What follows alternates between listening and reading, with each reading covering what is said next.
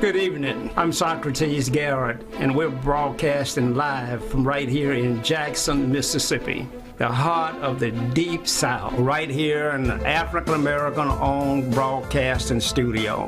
WeBelieveDigital.com, our own platform.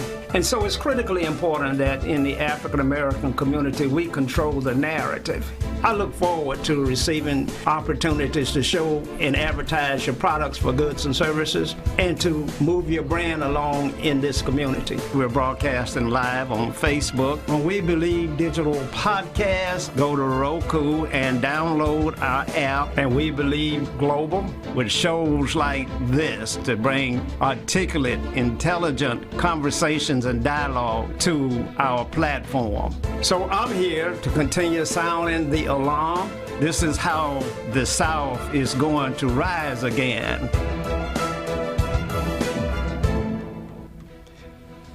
Good evening, and welcome to another edition of Socrates Garrett Live, being brought to you from Jackson, Mississippi, the heart of the deep, deep South, an African-American city with a population of greater than 85% black folk.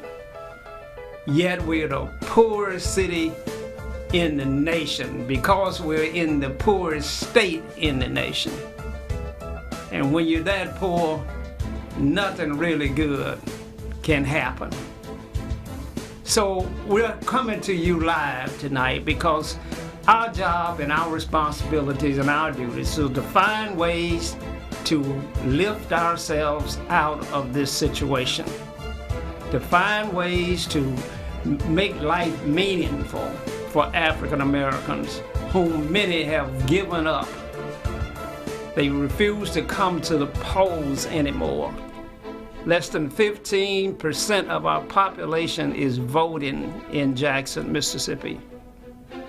Because in my opinion, it's not voter apathy, but it's a voter protest.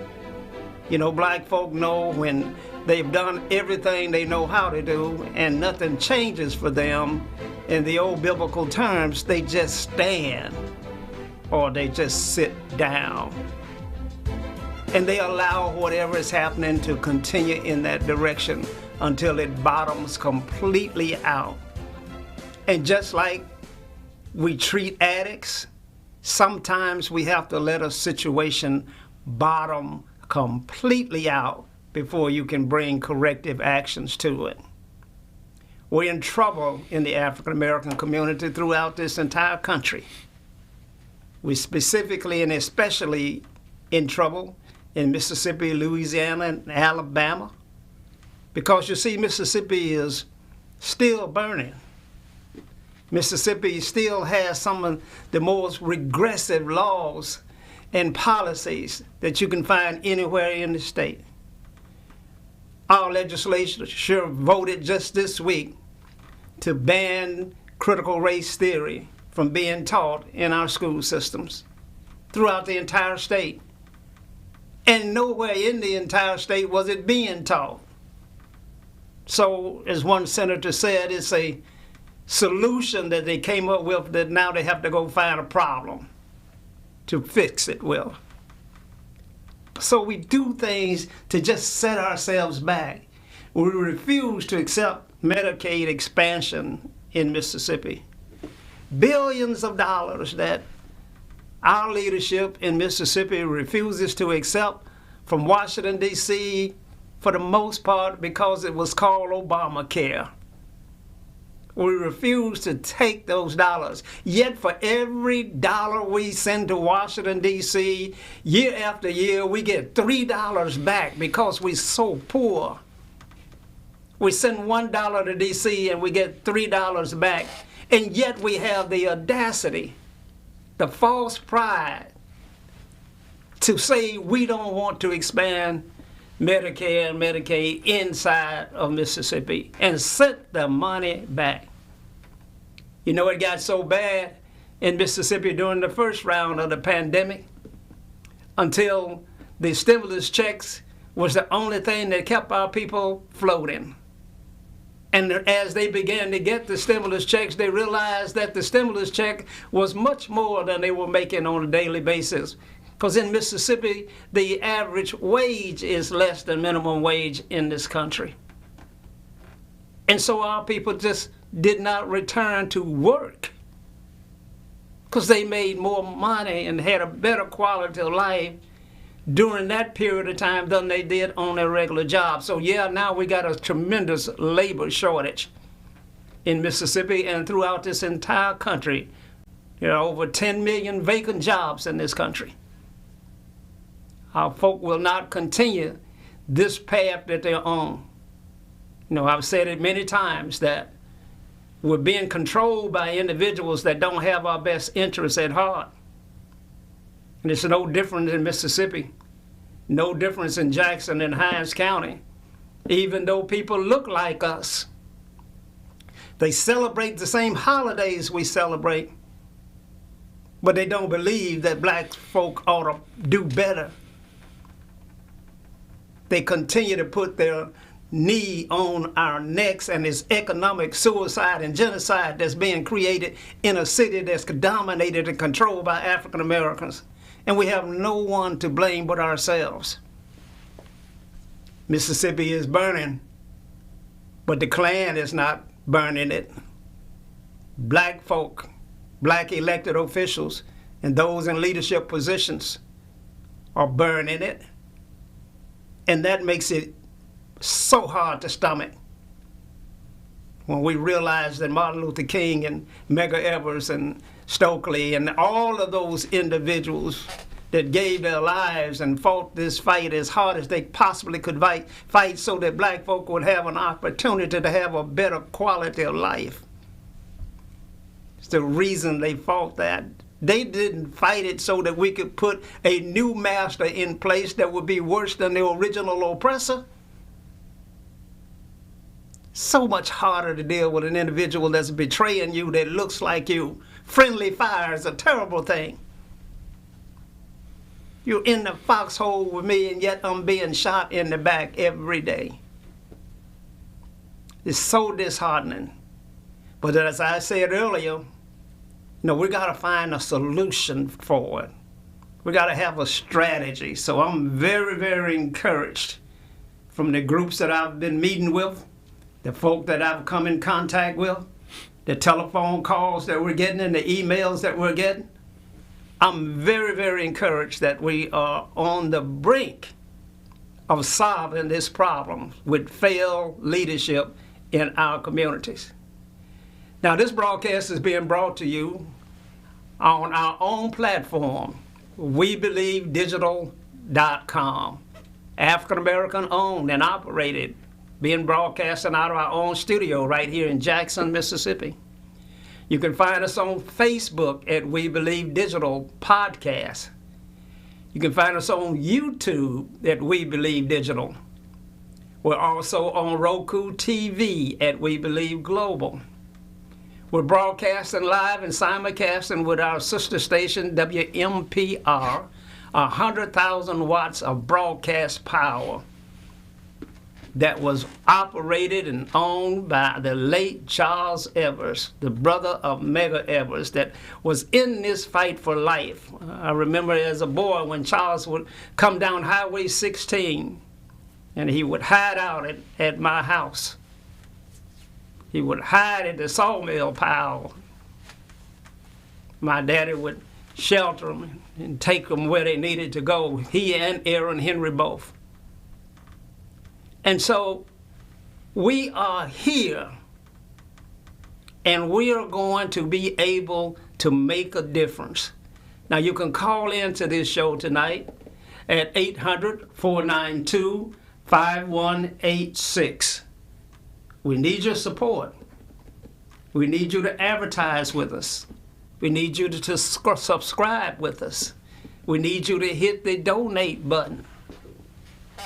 Freedom is not free.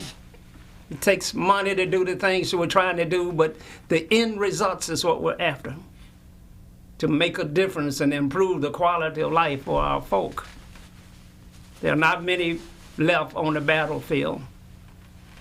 Our young warriors have not picked up this fight. They don't see it as a real issue, and that's because we lost them during the period of integration. They now get along. They don't stand up and fight for the things that are of value to an African American community. So it's the old warriors that have to come back out of retirement, have to come back out and take the streets again and take to the microphones again and say, I'm sick and tired of the way we're being treated. We need the old warriors to come back out again. Put your uniform on. Dress out, full combat. And let's get ready to turn this thing around. As always, I have with me my co-host, Dr. Eldridge Henderson, an individual that has made a difference in this community for so many. So many depend upon him for instructions and advice and counsel on how to improve their lives. He's so involved in this community as a consultant, as a private speaker, public speaker, an individual that needs no introduction. But because we're broadcasting in over 139 countries, there are a few people out there that might not know him. So it is my pleasure again to have you in the studio with me, Dr. Henderson. Welcome. Thank you, Mr. Garrett. Thank you. I want to tell you, sir, it appears that you are thinking that there must be some re-education among black folks in the state of Mississippi and the nation. And you're exactly right. If blacks are to change, I've been telling you for a while that they need a prioritized corrective action plan in 3 areas, starting with politics. Number 2 is economic development, and the third one is education and training. Those 3 things can start changing the status, individually and family-wise, of black folks in 30, 60, 90 days. And of course, we have a solution tonight, because there's political things that must be addressed in the next 30 days to get this thing moving in the right direction. Let's take this call, Doctor. Caller, you're on the air. Hey, how you all doing? It's Brother Willie, Mississippi. I just want to say I'm glad you all putting that information out there, because I don't hear anyone talking about this situation, about this voting rights theory that they come up with. And me and the senators, the black senators, for walking out on the situation, even had Benny Thompson talking about the situation. But people don't understand that what's going on here. You know, we've been in slavery 200 years, and they still trying to keep us in slavery. And so they don't understand that if you don't know your history, you will repeat it. And so people need to get this understanding, and knowledge, because I don't hear anyone talking about it. Thanks. Thank you, caller. Dr. Henderson? Yeah, well, Mr. Willie is concerned about what we call this critical race theory. That's what the legislature just passed, last week.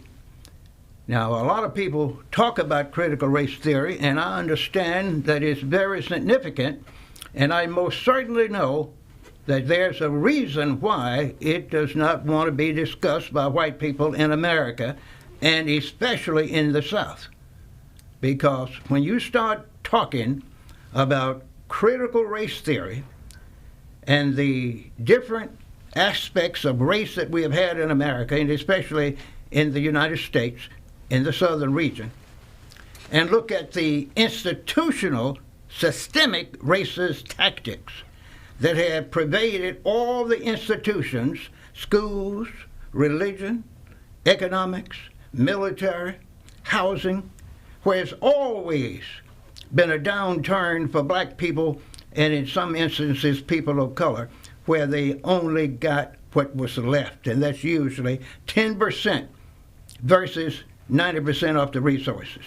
The poorest people always got just enough to survive. That's what Willie's concerned about. Right. Well, and he should be concerned, because the denial of teaching CRT, or critical race theory, in our schools means you can't teach black history in our schools, because that's what they are afraid of, that we will have to make white folk face the realities of what was done and continues to be done to this day to African Americans throughout the Deep South. And so not only can you not teach CRT, but you can't teach black history, because they are intertwined, interrelated.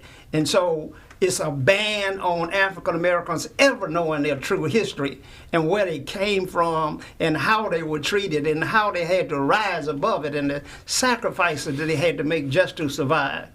Now we're getting ready to go to a commercial break, and so we're going to ask our viewers and listeners to stay tuned. We're going to take a short break for a commercial, and then we'll be right back. You can call in at 800-492-5186.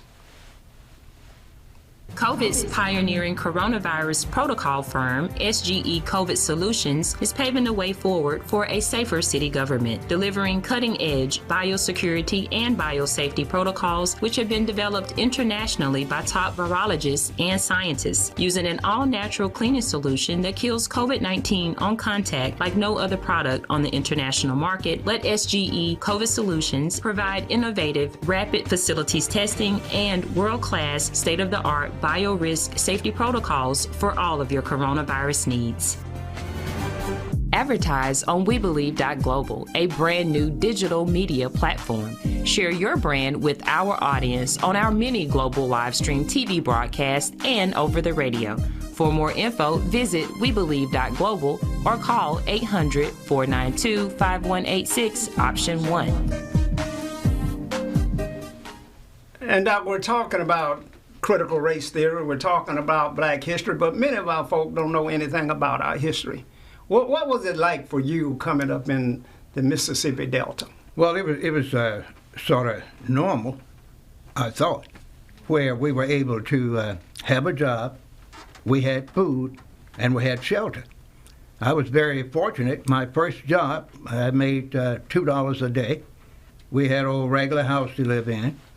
And anytime we needed a little extra money, we could go down to the local store in the local town and get $50, $5, or whatever you want.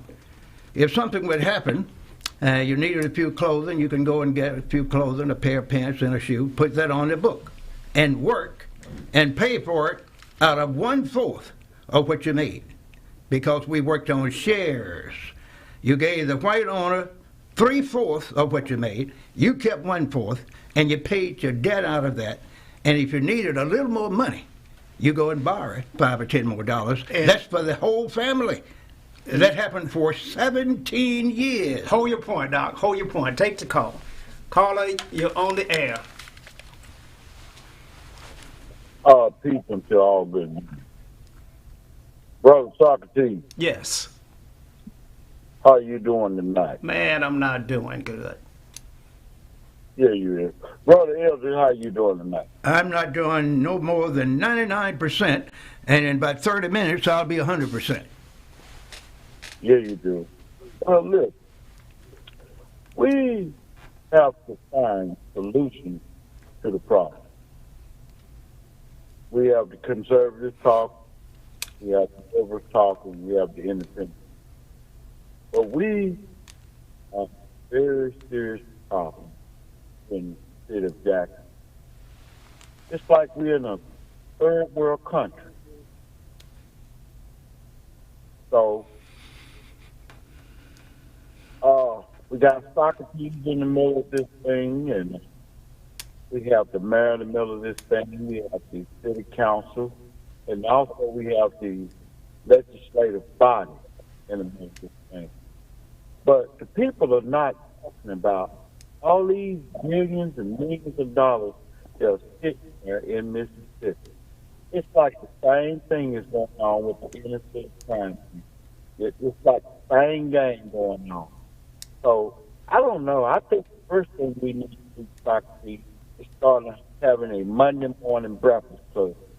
People got to start to realize and organize it. Whatever you got to do. Because something is just not making sense. The black leaders are not even talking about the millions and millions of dollars that's going to come into this state, and who's going to receive this. And it's like black people pay for like crabs in the bucket of crumbs to fall off the master table. Now we here in Jackson, Mississippi got over $400 million a year budget. Talk to me, Socrates. Well, you're right on, Colin. I think your point that we got to find solutions is where we got to go to. So we're going to deal with a few of those. The United Negro Improvement Association has a solution for the people. Foolishness out with me, Socrates. I got you, partner. Everybody going to get on board to turn this shit around. If you're not going to turn this shit around, Socrates, Antar, Brewer, whoever, the fire, whoever run this thing, Richard Schwartz, whatever, Scary John, time is out for the cleanness, Socrates. I understand, Mr. Eldridge. He's got a little bit on my level. But the foolishness that's going on, it has to stop. It has to, Colin. Thank you so much for calling. Let us try and deal with a few of the solutions. For you, Colin. Thank you. All right. So, the caller is upset, and he should be. He should be upset because not only are we losing ground every day, and you were talking about sharecropping and things of that nature where you came from, and so I guess that's where that term sharecropper came from, and so we are in a worse position than we are in the days when you were sharecropping. Explain that. Well, that's because during that period, you had food, clothing, and shelter, and when you didn't have it, you can go and get it. You always had a job. Now, you don't always have food, clothing, shelter in 2022.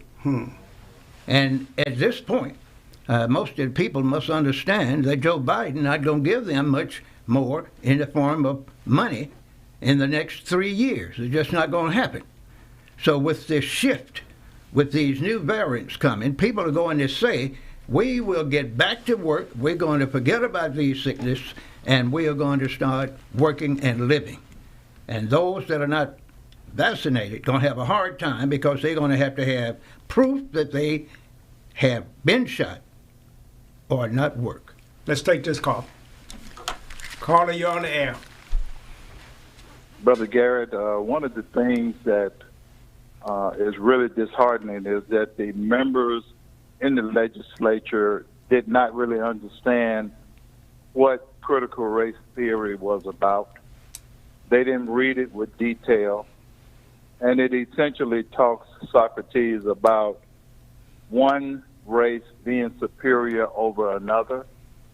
And that's one of the things we have got to have sessions where we show our African-American brothers and sisters that is not the way that it is and should not be. But we have got to get them to become more empowered in voting and spending their money economically in their communities to help revitalize it. We got a long way to go, Soc, and the legislature does not necessarily have the community's best interests at heart. Look at what's happening with Medicare, Medicaid, not being able to service over 300,000 people in the state, but we can do other things which are not beneficial for those, allowing them to suffer in the Delta and other pockets of the community and hospitals closing. We have got to utilize your formula and take, for example, the strategic strategies that we got to put together to make things happen. Thank you so much for calling, Carlo. We're worse off than we were when you came along the first time around. I know you're still in the fight every day, but we're much worse off. That's hard to imagine that blacks are worse off today than they were in 1964. Can you attest to my theory that we're worse off? Well, let me just say that there are pockets of our African-American community that are doing very well. and they are not willing to share the information and the wealth and the knowledge that they have with the others. For some reason, we have the propensity to be selfish, and we will not share with each other. And that's one of the things that I think that we have got to come to grips with, is working together as one and beginning to lift our community up like we should. Well, caller, thank you so much for calling. We're going to try to deal with some solutions as we see it. But thanks again. We'll talk to you later. Now, yes, sir. We got to deal with some solutions. Now, let me just tell you the erosion that I see, and then I'll leave it alone. Okay, go ahead. You know, the city of Jackson has lost the ability to treat wastewater. We used to have Rankin County and Madison and Hinds County, all was the city of Jackson's client. Rankin County built its own wastewater treatment plant right on the Pearl River, right in front of the city of Jackson's wastewater treatment plant. Now, that's terrible loss for the city of Jackson, both in revenue and influence and importance in this hub. We lost that. Our airport is under tremendous scrutiny and under attack that's being taken away from the citizens of Jackson. Jacksonians don't even know that we own the airport. Even though it's located in Rankin County, they don't know that that's Jackson's land, and yet it's being taken away from us. And just yesterday, when a tremendous, horrendous crime occurred on Capitol Street, downtown Jackson, the lead organization police department to investigate the shooting was not the Jackson Police Department. It's in the heart of downtown Jackson. But the lead team was the Capitol Police. So that the Capitol Police has jurisdiction and authority over the Jackson Police Department in downtown Jackson. That's erosion of power. And we don't see this thing getting away from us every day, little bit at a time. You know, our schools were going to be taken over by the Department of Education, taken over by the state. And when it went before the Department of Education, they recommended to the governor that you take that district over. But he realized, though, and this is where CRT and other things come in, he realized, though, that had he taken over Jackson Public School District, 32,000 African Americans would have been free to go to school in Madison the next morning. So once you take a district over, you can go to school anywhere that you want to. And so the governor, in his infinite wisdom, did not take over the Jackson Public School System because he didn't want black folk in Madison County schools. And so we continue to have all this erosion of what used to be our proud heritage and our place in society. And we're losing it every day. Well, let me tell you what the problem is, that a lot of black people and white people already know it. Jackson has what I call a tale of two cities. Jackson is almost at the brink of non-existence. I told you last week, as we talked about this, Jackson has been taken over by the Republicans, whether you admit it or not, North Jackson, East Jackson, and downtown Jackson. For the last 15 years, downtown Jackson had its own police force.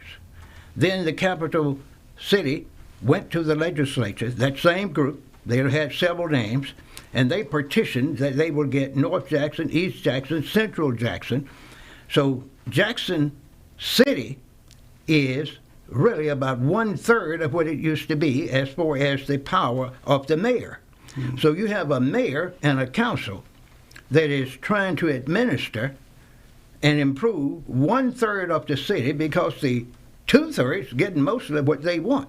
So eventually, when the legislature and the what I call the ruling elite in North and East Jackson decide they're going to partition this city and divide the city and leave black folks North, West Jackson, and South Jackson.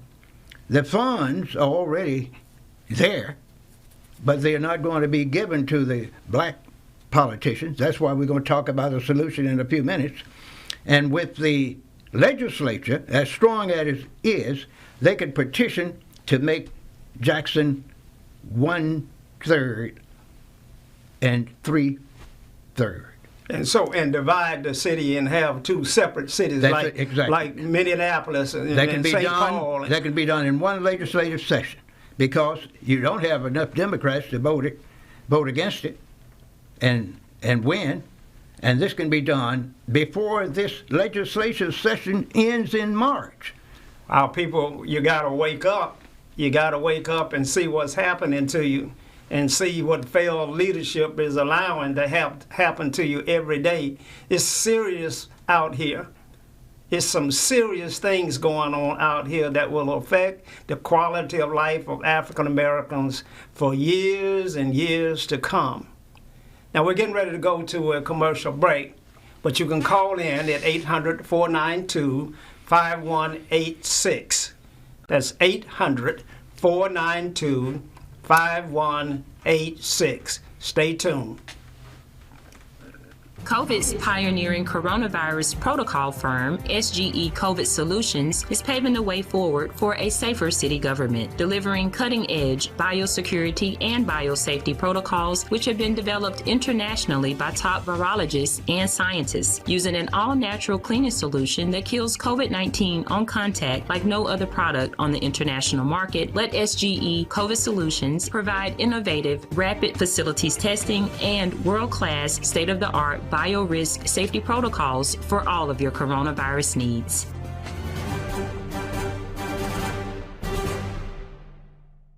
Do you have something to say? Do you want your voice heard? Join the We Believe Global lineup. Be the star of your own show. For more info, call 800-492-5186, option number 1, or visit online at webelieve.global. We're back, and viewers, you can call in at 800-492-5186. That's 800-492-5186. We're broadcasting live from our own studios right here in Jackson, Mississippi, and we're simulcasting at Wmpr radio station, 100,000 watts of broadcast power. So we're getting the message out. And serious issues that we're talking about. You know, this government could be divided and create two cities, as Dr. Henderson said. But we already see it in place. You see, the legislation put in a commission called the 1% Sales Tax Commission. And the 1% Sales Tax Commission is controlled by white Republicans in an African-American-owned city, where the black citizens voted to tax themselves 1% on everything that they buy so that they could improve their streets and their water.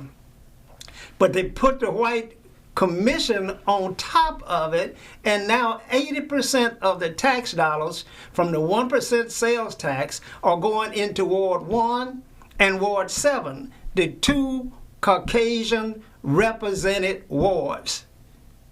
Black people, wake up. Understand what's happening to you. Understand that when African American city council people vote to deny an African American firm the opportunity to do garbage collections services in a black city, and is voted down 3 times by black folk, you got to understand what's happening to you. You're under attack on every front. You're under attack by white Republicans on one side, and you're under attack by liberal black Democrats on the other side who are taking care of Boss's business. And Boss's business is to keep all of the economic largesse for himself, to keep his standard of living high, his quality of life high, his health care high, while you suffer and die. We gotta understand what's happening to us, black folk. We're gonna take this call. Caller, you on the air. All right, thank you, sir. I'm Mr. Garrett, Dr. Henderson. It is good to hear each one of you this evening. I am so glad that you all have decided to take on the challenge, or take on the fight, should I say? And I think most of us can agree that the real elephant in the room is really not white folks. It's really dealing with those of us who are in leadership that fail to realize that regardless of what label we carry as individuals or what group affiliation we may belong to, that for the sake of our community, we're going to have to sit down together to deal with what's coming against us. And I don't know, it seems that it's hard for us to realize. I don't know what it is. What is it for a Negro to sit in a room and drink a cup of coffee with white folks, and he would sell out his whole community for a few crumbs? We're taught that no individual can rise above the condition of his people. And so until we realize what's going on with us in terms of the city of Jackson, whether it be political, economic, then we're gonna remain in this condition. I'm gonna say it like this, and then I'll get off. During the trial of Emmett Till, the NAACP sent an attorney down to represent the family at the trial there in the Delta. So when the lawyer got to the courthouse, the deputy, who probably didn't have a high school diploma, sent a message to the judge, and his response to the judge was this. The deputy said to the judge that there's a nigger at the door that said he represents a nigger on the outside. The judge said, send the nigger in. This is what we're dealing with in the state of Mississippi. One of the, I think, lawmakers said yesterday that he didn't believe that Mississippi was inherently racist. I would challenge him or anyone on that any day of the month, week, or the year, that the system that runs Mississippi is inherently racist. The political system, the educational system, and others are inherently racist as it relates to black people. This is what we're dealing with. We're going to have to come together to fight, as you said, Mr. Garrett. This is a war. We're at war with the people who have opposed us for the last 466 years. And I thank you, sir, for taking my call. Caller, thank you so much for those comments. Dr. Henderson. Well, one thing, caller, you keep in mind, there are two things you can do starting tomorrow.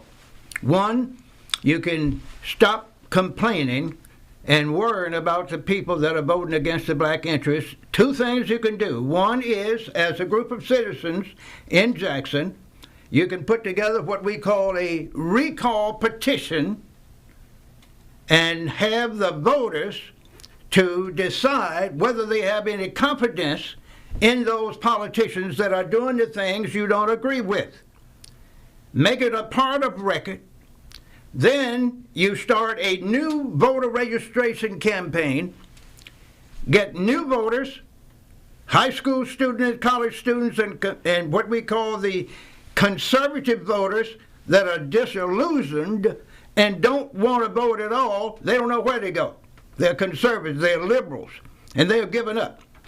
And since you publicize that you have no confidence in the people that is not doing anything for the city, they will almost automatically lose if you advertise this fact and show their performance, and then find good people to replace them with that will follow what we call a democratic status for the people. That's one way to do it, and it can be done starting in 30 days. And we're going to get started. Now we're going to shift into two solutions. Okay, we understand the problem, and we understand who is the perpetrator and who is carrying these strategies out to keep black folk in a bad situation. it's black folk. So the war is not against white folk. White folk are over there doing what they need to do to try to maintain what is important to them, and that's to keep everything for themselves. That's part of critical race theory. And that's why they don't want to talk about it. I'm going to tell you right now, if I had a chance to pass some legislation, I wouldn't want my kids to know anything about critical race theory. Critical race theory is nothing but a system that was designed by white supremacists to rule just for themselves. And it says that it's going to be systemic, where it's going to be in all institutions. I wouldn't want my child to know, if I were a Caucasian, that my forefathers, my grandfather, my current father, up until the 1900s, wouldn't even allow his mother, his wife, his daughter to vote. They couldn't run for office. That they would buy people and sell them and beat them, deny them education. That they practiced what we call institutional racism in all the institutions, which I mentioned before, all. And denied citizens that were fighting for their country to vote or to serve in certain positions, and many of them that they were qualified for, they couldn't get into. Then when they finished the war, for example, you couldn't come back and buy a home under the GI Bill. You couldn't go to the school where they studied the areas that you want to study. If you wanted to practice medicine or law, you had to leave Mississippi, leave Alabama and Georgia, and go somewhere and get a law degree or a medical degree, come back to Mississippi, and you couldn't even practice in a local hospital that you paid for. I wouldn't want my children to know that my ancestors did that, and that my dad, my cousins, my uncles, and members that's in the legislature right now condone that same thing and pretend that they're going to practice something different. But at the same time, you deny the education, you keep the people poor, you go and pass legislation that's going to keep them sick, you let the hospitals in the rural area, especially where the poor people are, just go out of business because you have the money, you won't even use it.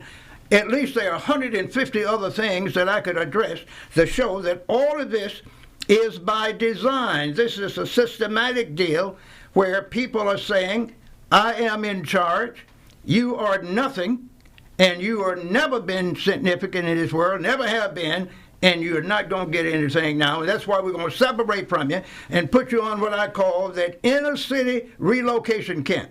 That's the urban ghetto. The inner city ghetto, and black folks going to be locked in, not only in Mississippi, but in most of the southern states.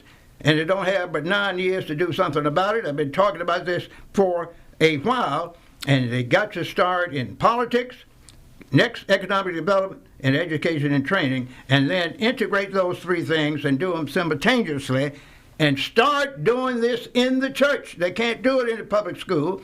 They're not designed to help black folks in the public schools. You know that. They're set up for 10% of the black kids, basically, and they are told, you get out of school, go to college and get a job and work for a Fortune 500 company. This is research. They don't teach the black kids to start your business. That's why they don't want them to have vocational and technical school programs in the middle school and high school. So when they finish, they can be a technology expert, have a job in air conditioning and repair without finishing high school. Go to the vocational school while you're in high school, that kind of thing. Get a job doing carpentry, bricklaying, air conditioning, making $75 to $100,000 a year. A little simple stuff like that, with or without a high school diploma, if you had those programs in the school. So if I were in charge, had all the money, and wanted to maintain what we call, so a lot of people will understand exactly what I'm saying, maintain the way things have always been to keep me in and you out, I wouldn't teach that kind of stuff and embarrass my children to know that we are some of the worst people in the world that always would go wherever we want to go, take the land, kill the people, put them in slavery, and if they didn't act like they like it, you can then go and exterminate them and let them starve to death. Now that is the pattern that they've used in America in Europe, all over the world. And the people in those communities allowed it to happen, just as they allowed it to happen in Jackson, Mississippi, and Hinds County, in New York City, and others. They're not organized. People criticize the enemies too much versus organizing where they are with what they have, use their resources, use their local leaders, and start in politics. Start training in the church. And get rid of the people that's causing you the cancer. The cancer is in stage 4, Doc. That's right. I can tell you that. We're in bad shape. Now, we're getting ready to go to a commercial break. You can call in at 800-492-5186. Many of you are calling the radio station at WMPR, but you got to call us at the 800 number, 800-492-5186. We'd love to have your call. We want you to chime in on this discussion. We're going to deal with some solutions when we come back for our final session. Again, call us at 800-492-5186. 800-492-5186. Stay tuned.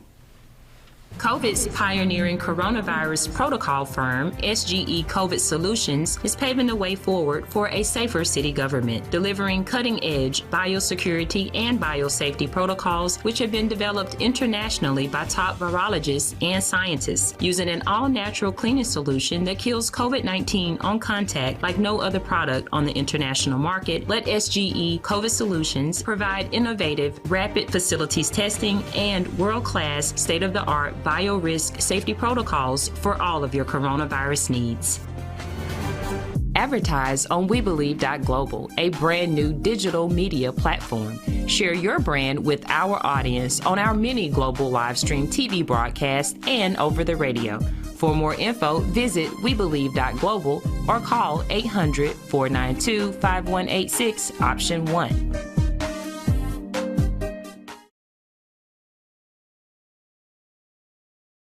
Again, you can call us at 800-492-5186.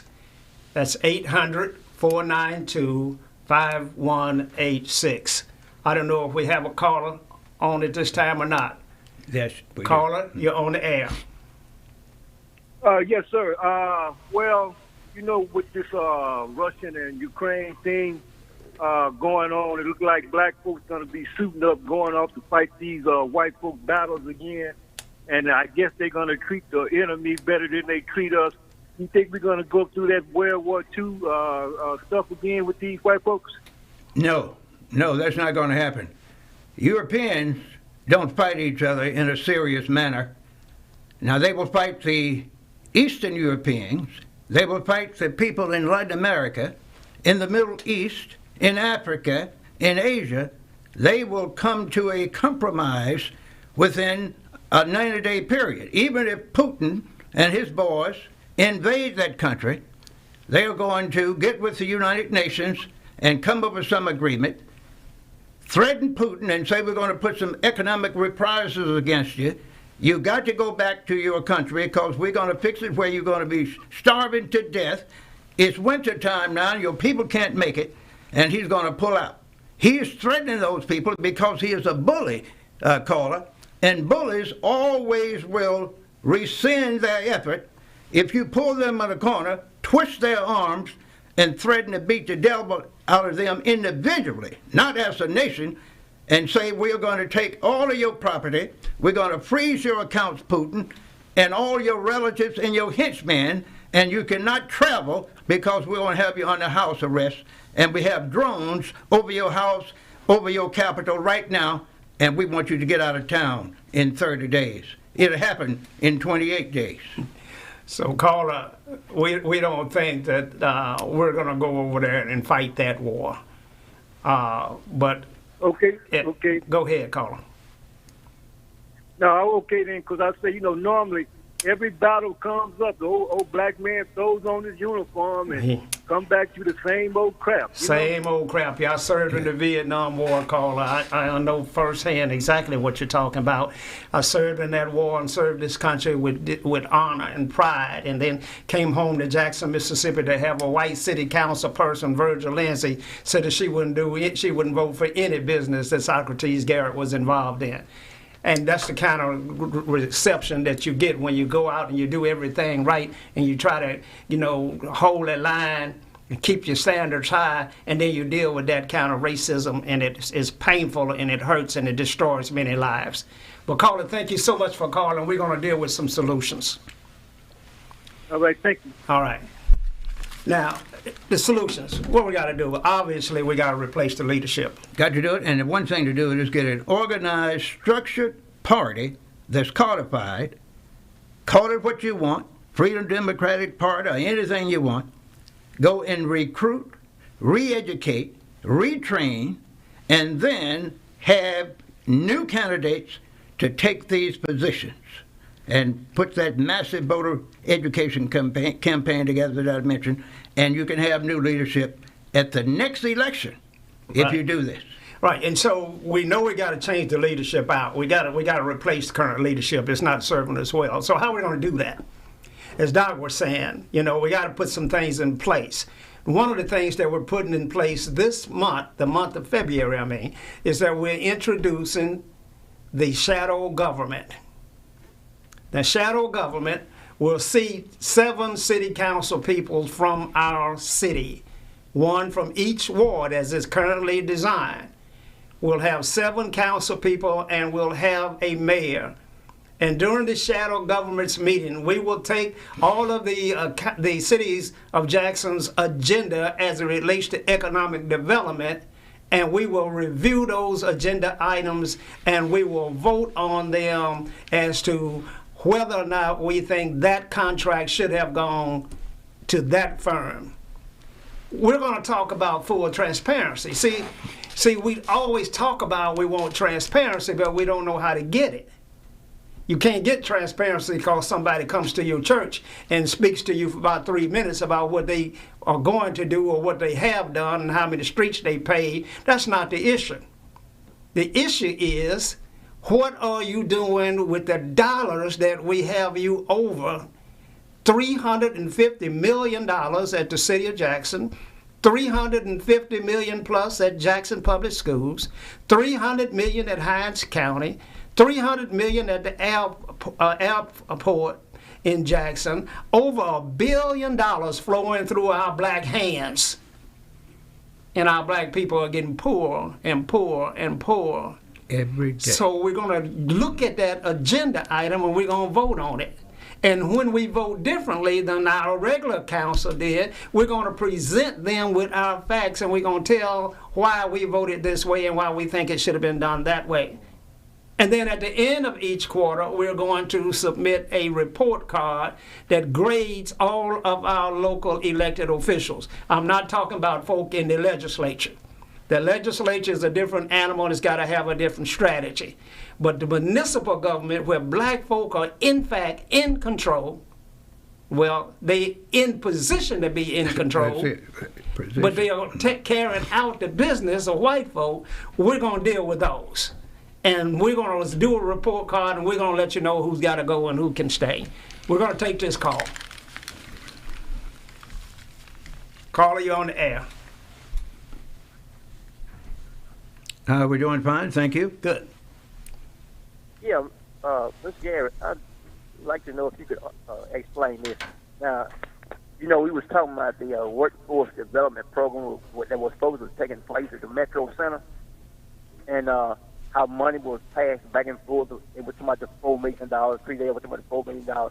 They said they sent it back because Hines didn't want it. The Hines didn't want somebody to have it. And they reallocated the money and everything. Could you explain that? Yeah, Carl, I'd be glad to, and thanks for the call. What the caller is referring to is that the federal government mandated that there ought to be a one-stop shop for our poor citizens to be able to get all of the aids that they need, whether it's WIC, whether it's food stamp, what other entitlement programs, because black folks don't have transportation.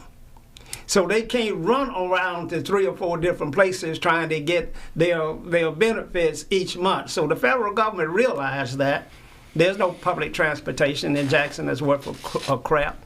And they said, you got to put this in one place called a one-stop shop. So then the state of Mississippi had to put one there. So they decided that we would put it in Jackson. It makes good sense. There's one in the northeast side, one on the coast, one in central Mississippi right here in Jackson. And the Hinds County Board of Supervisors was so supportive of the concept until it agreed to tax the citizens of Jackson and award to Hinds Community College $3 million to build out a one-stop shop in the Metro Center Mall. 2 strategies here. 1, let's revitalize the Metro Center Mall. And 2, let's put a one-stop shop that our people desperately need. And it wasn't going to cost Hinds Community College any money because Hinds County black folk were going to pay for it. Well, long story short, Hinds would not negotiate and do a deal with black folk out at the Metro Center to put that one-stop shop in because they would not allow a black contractor to do the bill-out. You see, Metro wasn't going to get but $6 and some per square foot, so it wasn't going to make any money in the deal, but black folks are always trying to do good, always trying to help out at their own expense. $6.50 a square foot won't pay the bills. But that's what we negotiated a contract with Hinds to do, and they would not do that because they didn't want to see a black man do the bill out. We got a caller, so stay tuned. Caller, you on the air. Yes. Good evening. Good evening. Good evening. Yeah, you guys are on fire tonight. You know what I'm saying? Like what you're talking about. You're talking about voting and stuff.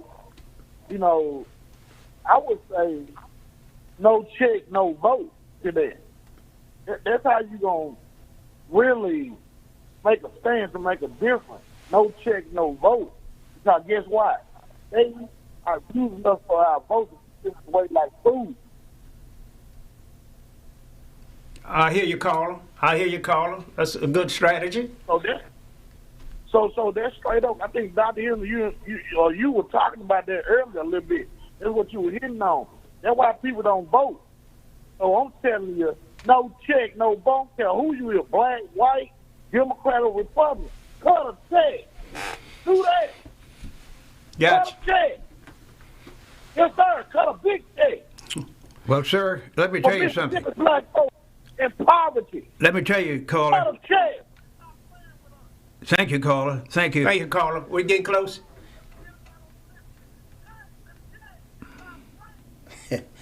All right, caller. Thank you. We at the end of the show. We got less than 1 minute, so thanks for calling. Yeah, the caller doesn't know that they can use the reverse strategy. In the old days, they had a poll tax to keep you from voting. Now, if they would start a poll tax to make you vote, charge you $5 or $10. If you don't vote, it'll take 5 years for it to get to the Supreme Court to make it null and void. Sure. So that might be a good idea. I'm just teasing about that. But let me finish my point there. So for the caller, Hinds, rather than do that deal on 2 separate occasions, one at New Horizon and one at Retro Metro in the Metro Center, rather than see a black man do the bill out, they gave the money back to Hinds County citizens, back to the Board of Supervisors. The Board of Supervisors now have an opportunity to do the right thing, but I doubt they will. But I want you to stay tuned until next week. It's been a great show tonight, but we're going to continue working on this problem till we get a solution. Good night. Good evening. I'm Socrates Garrett, and we're broadcasting live from right here in Jackson, Mississippi, the heart of the Deep South, right here in the African-American-owned broadcasting studio. We believe digital.com, our own platform. And so it's critically important that in the African-American community, we control the narrative. I look forward to receiving opportunities to show and advertise your products for goods and services and to move your brand along in this community. We're broadcasting live on Facebook. When We Believe Digital Podcast, go to Roku and download our app, and We Believe Global, with shows like this to bring articulate, intelligent conversations and dialogue to our platform. So I'm here to continue sounding the alarm. This is how the South is going to rise again.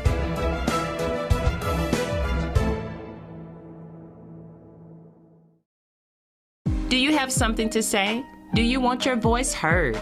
Join the WeBelieve.global lineup. Be the star of your own show. For more info, call 800-492-5186, option number 1,